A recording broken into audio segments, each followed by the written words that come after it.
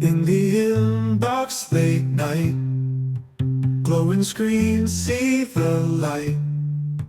Do-do-do, email, everything feels alright. One does not simply send 3 emails a day for a week. It's not that simple. Really think this through. Do not set it and forget it. You have to look at every previous message to get a feel for what's going on before you schedule the next one. People are sending a lot of emails. I've done it. Let's remember, this is a new year with a whole new inboxing regime. Do not assume it's going to work the same as it did last year. You must monitor deliverability metrics closely in this week of Black Friday.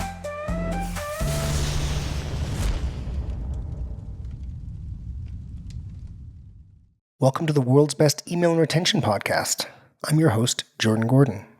We are a member of the DTC network of podcasts and the philosophical home of the Pilot House email and customer retention team. Today, we are going to discuss more Black Friday over a couple of topics: how to get results, but also how to stay safe out there. We'll touch on the periodic table of segmentation that I've written a first draft for, and I hope to release in a future episode. This is meant to be a timeless podcast with tips and tricks that always work. So after going through all of this kind of Black Friday stuff, I'd like to wrap it up with how can you take some of this and apply it all the time. So we'll go through that too. I had wanted to discuss cognitive biases. Cognitive biases greatly affect how people interact with your marketing materials. And maybe we'll discuss that in a future talk, but no dice, Grandma, not today. When discussing content, they said, more Black Friday. I got a fever, and the only prescription is more Black Friday. So let's just get into that. Cadence and frequency. Let's just start with the topic of cadence and frequency. Last time we discussed Black Friday, we talked about how the median person in your, 15, 20 email Black Friday, whatever you're stuffing out there, the median person was going to open like 1 or 2 messages, right? Now, I was speaking with a client who was talking about their plans, which we're supporting, to send a lot of emails, multiple a day. And I did this personally, managing an account last year. Every once in a while, I'm active on every account, but I'm not always the primary marketer on an account, but I ended up the primary marketer on an account last year. Really, really big one. And so I did personally these multiple sends a day kind of things where we sent like 3 emails in one day. And that has worked its way into the kind of the Black Friday webosphere, right? The Black Friday podosphere. Everyone's talking about sending 3 or more emails, whatever, 2 emails a day, 3 emails a day over a week. And, we're prepared to support on this, but I'd like to take a moment here on the pod, if you have plans like this, we're going to talk about how to do it, but also we're going to give a little cautionary tale. So let's not forget that this year was a sea change in inboxing for Gmail and Yahoo, most people's 2 largest inbox providers that they're sending to. And, just like kind of when your Uber driver starts talking about the price of Bitcoin, it might be time to sell. You know what I mean? When everybody is buzzing about sending 2 or 3 emails a day, that could be a contrarian indicator that strategy is going to fall on its face because inboxing providers have higher constraints now. So we'll just chat a little bit about how to think about that. And we are going to have a webinar, a Black Friday webinar that I'm going to run. By the time you hear this, it might be over. So sorry if that's the case, but we'll actually go through some examples like live with attendees to get them set up to just measure what's going on and have security from message to message to make sure that any aggressive activity they're doing looks as sound as it can look. But, before we go into these specifics, listen, One does not simply send 3 emails a day for a week. It's not that simple. Really think this through. Do not set it and forget it. You have to look at every previous message to get a feel for what's going on. Before you schedule the next one, you'll need to change the segmentation and judge the number that you can send every day based on what's going on. And keep in mind, it takes 2 days for, say, 2 standard deviations or whatever, 95% of the clicks to come in from an email takes 2 days. So you have to make these decisions with a minority of information. So it makes sense to compare apples to apples by looking at a very small small period of time for one message, and then a very small period of time for the next message. So you've got this chain of apples to apples comparison. So you can understand, hey, is this email doing well? Does it look like Gmail is still processing this fine, or am I starting to see some indigestion? And you may want to pivot your daily plan quickly if you notice anything weird. And I'll tell you specifically, if you notice like, hey, why the CTR in this message why is it half of what the other ones were? That is a shot across the bow from Gmail and Yahoo, and you should pay attention to that. And if you make adjustments, right away, these inboxing providers will be very lenient with you. So maybe you sent to a group you just shouldn't have sent to. You went too far. If you make adjustments quickly, it's going to be right back to the races. It's if you continue to make these mistakes, if you don't react to their inboxing, that's what can cause a downward spiral and cause a very negative reaction in your Black Friday. Not to tell you don't blast it. Hey, blast it. It's Black Friday, right? It's Black Friday. So blast it as much as you want. Just pay attention, play safe. Okay, so a little bit more specifically, let's talk about matching frequency and engagement window. What most people use to control results in emails is engagement window. 60-day, 90-day.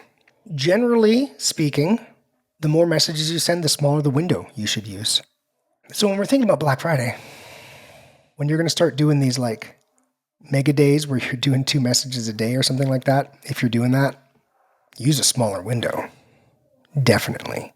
I mean, imagine like you haven't engaged in 120 days and you're just getting 8 emails, right?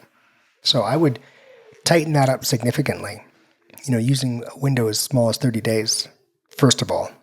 But you can't just start with a window of 30 days. You got to start wider. So this is, if you're planning on doing like 2 a day or whatever, in the week of Black Friday, you got to warm the engine up. So start with a wider window and a lower frequency and get it warmed up, because you need to get those people engaging once to get them in a smaller window, right? So now I had said we're running this webinar, and we'll talk about monitoring inboxing. So I want to actually people who want to join the webinar, I'm going to just go through with them. I'll go through live in their accounts and set it up, which is a nice value add for checking out the webinar. To get the indicators, like a little dashboard for yourself, so you can see, how is it looking day to day, hour to hour. So you must monitor deliverability metrics closely in this week of Black Friday. The BFCM Bangers Buyer segment. Let's just talk about this interesting segment right now, okay? So you're going to reach a point where you want to go large. I'm going to do my best to tell you how to go large. Okay? You want a segment, first of all, buyers are not prospects and prospects are not buyers. Okay? I recommend you do this. Go into your Klaviyo account. If you have an employee, right, a retention employee, maybe a junior but sharp and learning, and you see that they're just treating buyers and prospects the same way, and there's no difference. Well, of course, I want nothing bad to happen to someone who is on the brand side working in retention. I was on the brand side in retention for years. So you just subscribe them to the world's best email and retention podcast. Things will go up and to the right.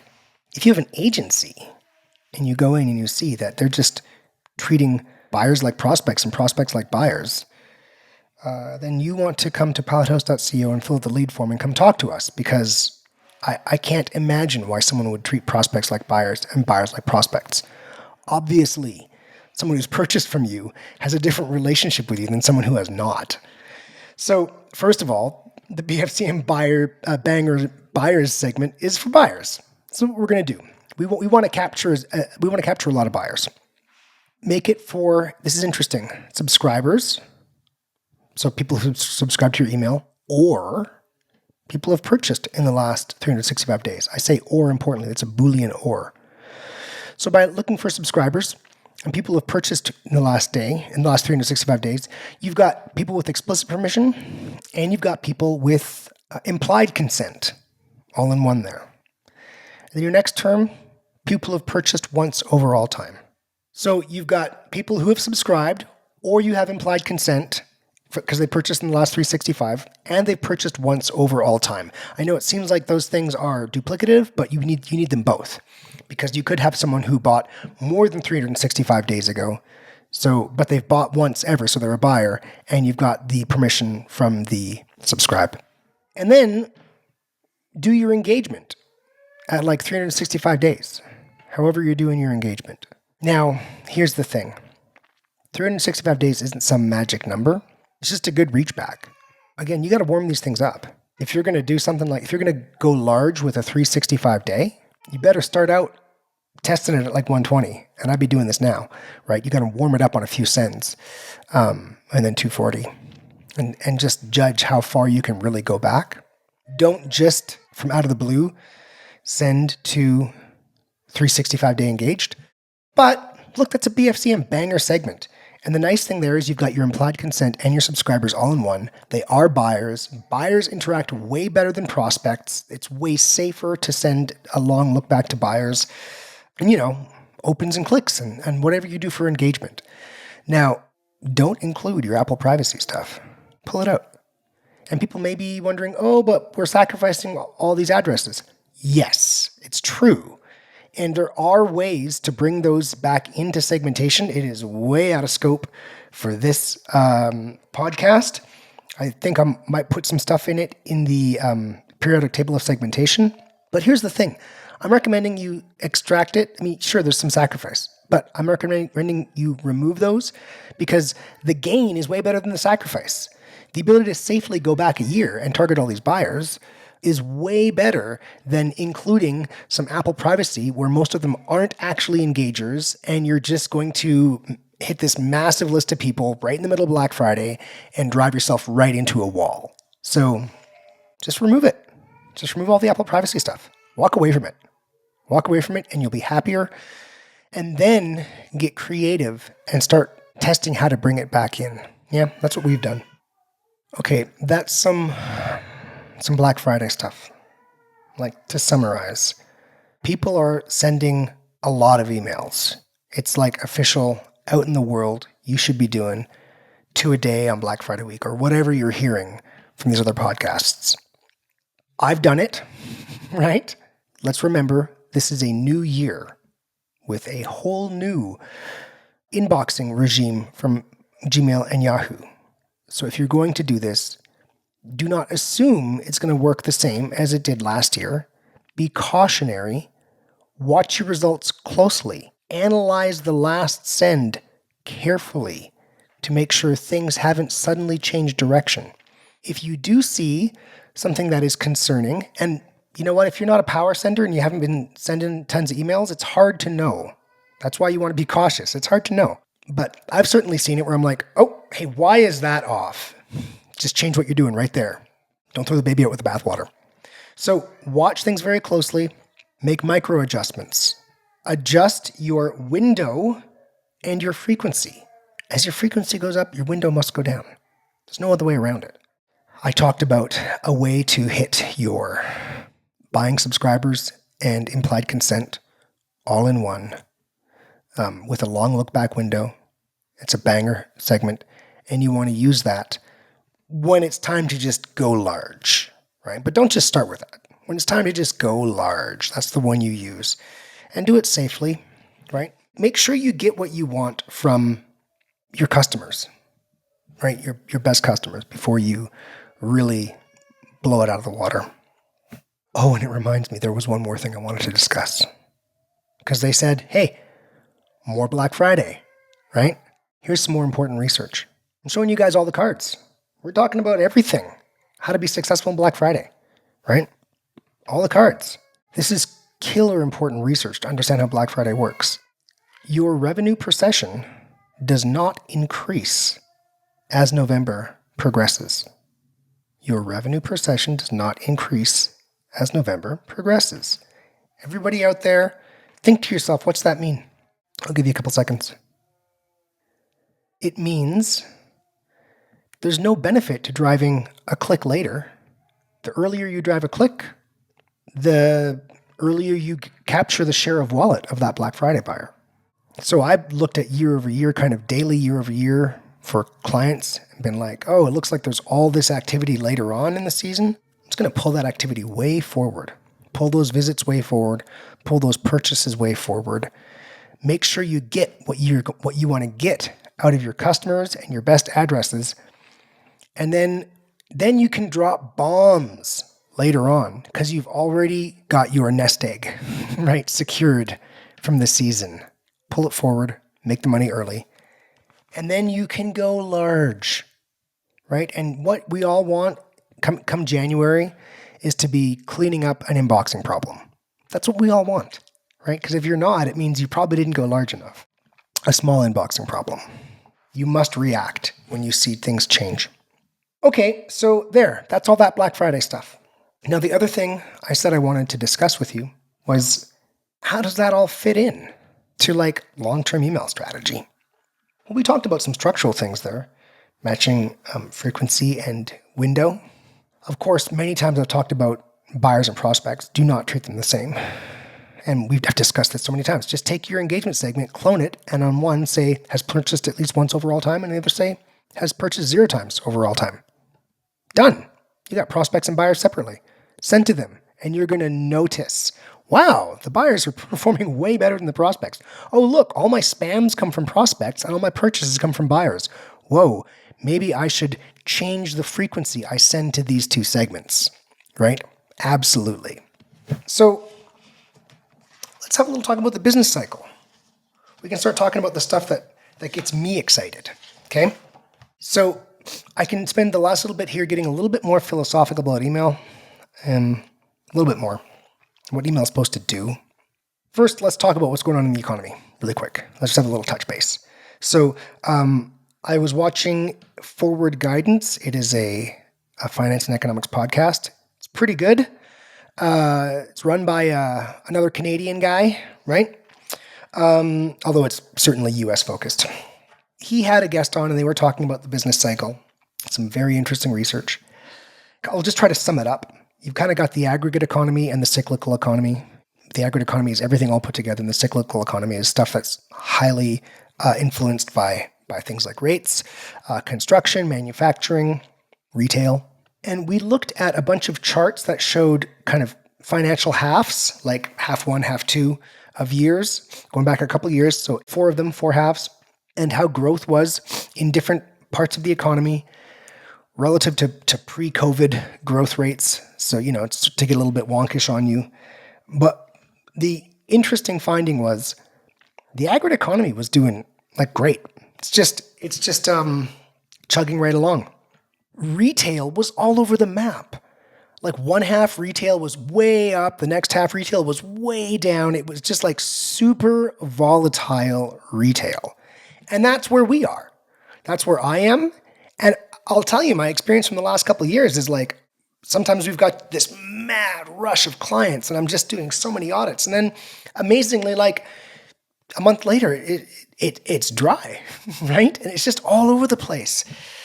Right now, I've got a lot of people who are interested in email, more than you would usually have right before Black Friday. Anyway, we are in this very volatile segment of an otherwise calm and slow and steady economy. Manufacturing also, by the way, was down, which is cyclical. Was volatile. Manufacturing was also volatile, which is also cyclical. And this is exactly what the central bankers wanted They wanted the cyclical economy to calm the F down, if you will, right?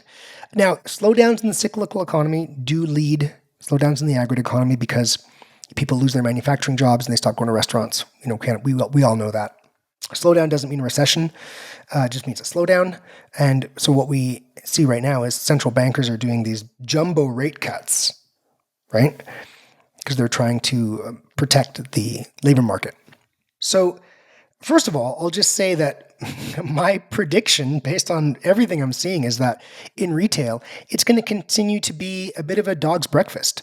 We're going to have, suddenly these rushes of liquidity, and with those rushes of liquidity, cost per ad or basically cost per click, whatever, right? In the ads industry is going to go down because there's this rush of liquidity. And so when the sun shine and make hay, and we're going to want to just capitalize on that, right? And then things will slow down a bit because of financial tightness. Hey, entrepreneurs and spammers, let me qualify that crazy statement I just made. I just said, when there's more money in the economy, cost to advertise goes down.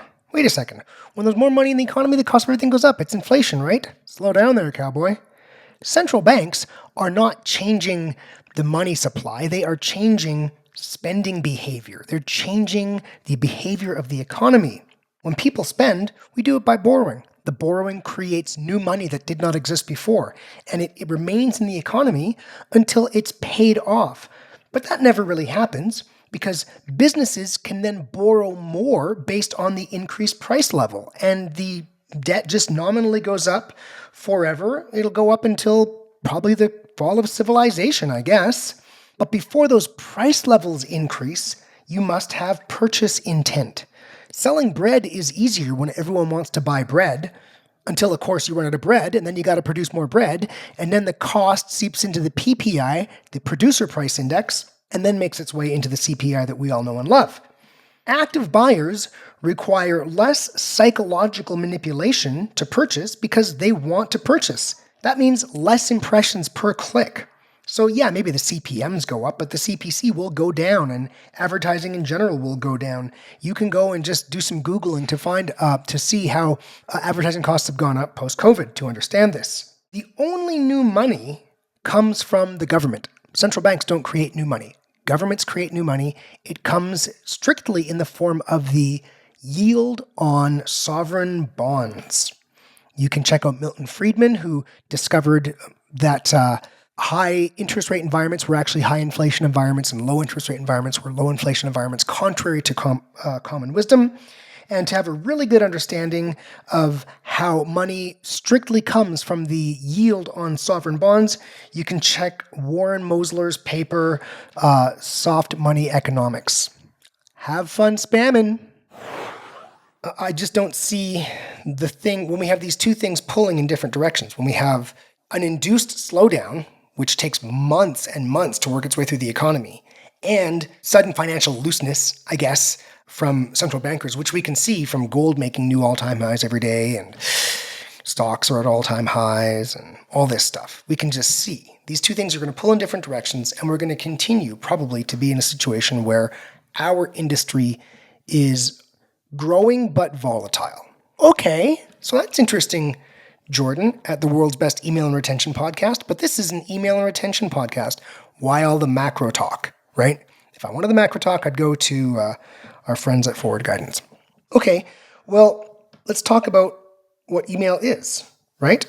If you want to drive more first-time buyers, you must learn to drive more repeat buyers first. This is like wax on, wax off stuff. You know what I mean? But it's absolutely true because it is not uncommon for ads to be something like 3 times more the revenue than email, but email to be like 3 times the more profitability, 3 times more profitability than ads, right? Just because ads are so expensive and email's free, especially if you're doing it yourself, it's like cost nothing.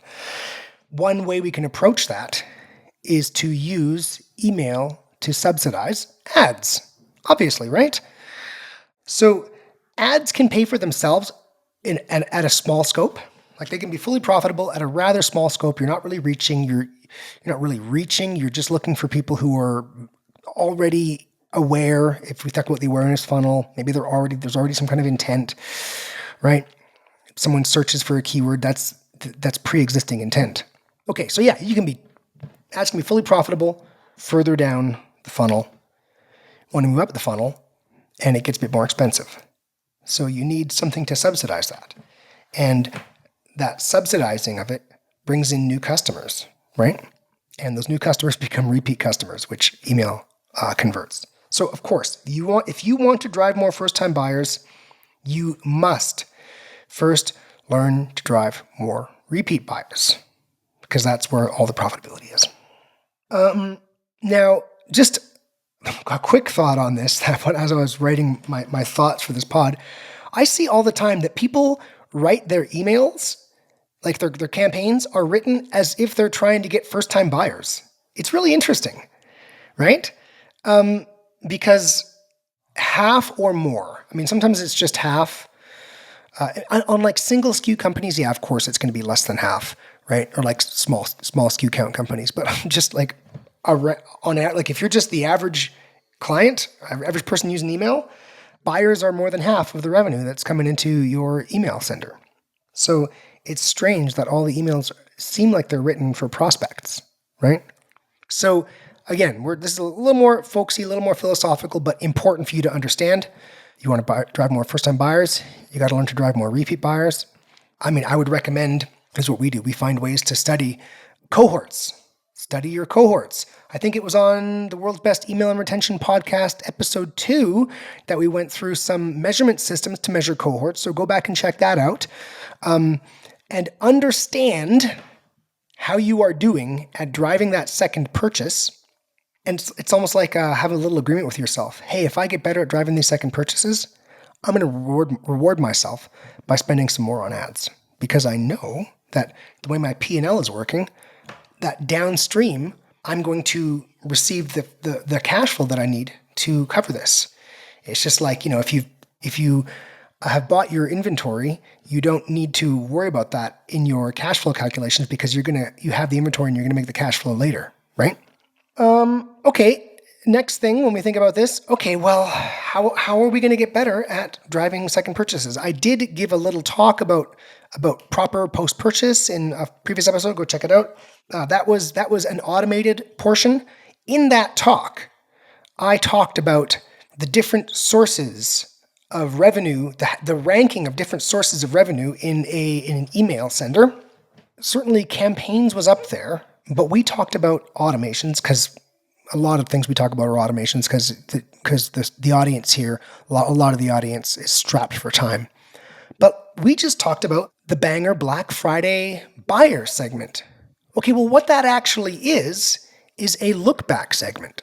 So strategically, if you want to start getting better at this, you need to vary both by prospect and buyer, which we discussed, and also by window. So start using different windows. And when you've got a banger message, use your banger segment, right? So that's some really high level stuff to just get you thinking about your owned funnel, which ends with email. It's your owned audience, and making more with that so that you can make more with ads. I think that's what we're going to discuss today. No time to get into cognitive biases, but you can expect that in future. There is a periodic table of segmentation, which is on its way. I've written the first draft. Now we've got to go through and just optimize the copy. Here's the thing. We can't just give out our segmentation. Our segmentation is like a trade secret. And, and we worked like April, May, as Gmail made all its problems. Still, most of my audits have inboxing problems. It's just so common now. So we went through so much effort to get that segmentation the way it is. Trade secret. And it was a bumpy ride around April, a very bumpy ride, as we just completely swapped the engine out. What I can do, though, is share with you all the different building blocks: recency, frequency, engagement, zero engagement window, overall windows, right? Cohorts, product segmentation, all the different parts that go into segmentation. And besides, you know what? Everybody's different. Everybody's needs are different. Some people have whales, so you need more, your segmentation to be built around your whales. Some people, they don't, right? So, I mean, you really have to build this for yourself. But that document's coming. We've got a Black Friday webinar coming where we'll actually go into, I want to focus a lot on helping people make it through Black Friday with crazy high frequencies safely. I'm a safety kind of guy. I'm a dad. So that's coming. And cognitive biases and how cognitive biases inform your copy and affect how people interact with your marketing messages. So until then, everybody, have fun spamming. In the inbox late night, glowing screen, see the light. Email, everything feels alright.